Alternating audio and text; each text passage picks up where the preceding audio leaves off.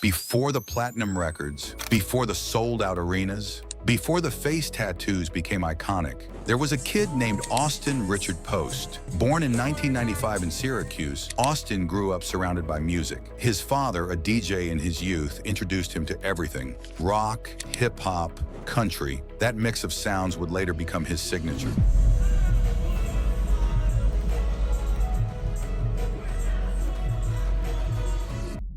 As a teenager, he moved to Grapevine. That's where he learned to play guitar, inspired by the video game Guitar Hero, and even auditioned for a metal band. Yes, metal, but fate had other plans. In 2014, Austin moved to Los Angeles with nothing but ambition and a dream. He slept on couches, he experimented with sounds, he recorded in bedrooms, and then, in 2015, everything changed.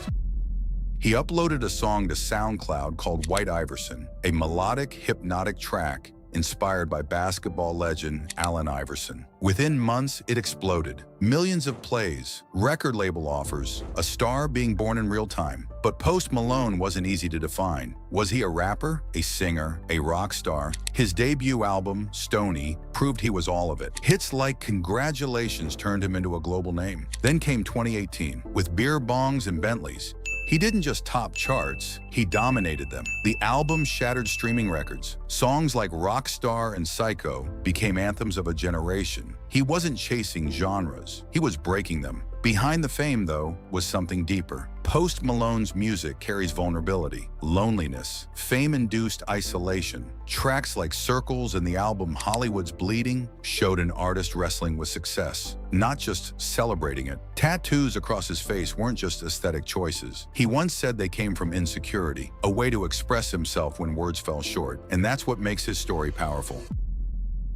He never fit the industry mold. Critics doubted him. Some said he was a one-hit wonder. But year after year, album after album, he proved them wrong. From hip-hop to rock, from acoustic ballads to stadium anthems, from internet upload to global icon, he collaborated with legends, he headlined festivals, he redefined what a modern artist could be, yet off-stage, he remains Austin, soft-spoken, humble, almost shy, a superstar who still seems surprised by his own success. In 2022, he returned with 12 Carat Toothache, a project that peeled back the layers of fame and exposed the weight that comes with it, the pressure, the expectations, the mental toll of living in the spotlight. For Post Malone, vulnerability isn't weakness, it's the core of his artistry. And then came another evolution. With Austin, he stepped even further outside the lines. Less rap, more live instrumentation, more singing, more risk. It wasn't about chasing trends,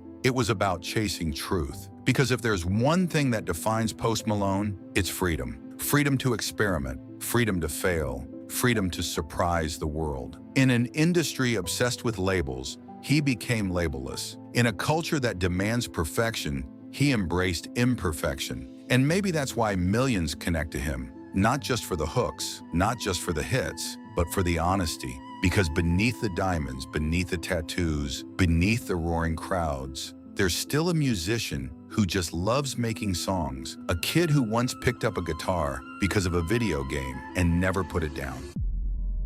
Post Malone's journey isn't just about fame, it's about evolution. It's about embracing every influence, every flaw, every doubt, and turning them into art. From a kid in Syracuse to one of the most streamed artists on the planet, this isn't just the story of Post Malone, it's the story of believing in your sound, even when the world doesn't understand it yet. And somewhere out there, another kid is uploading a song, hoping to be heard.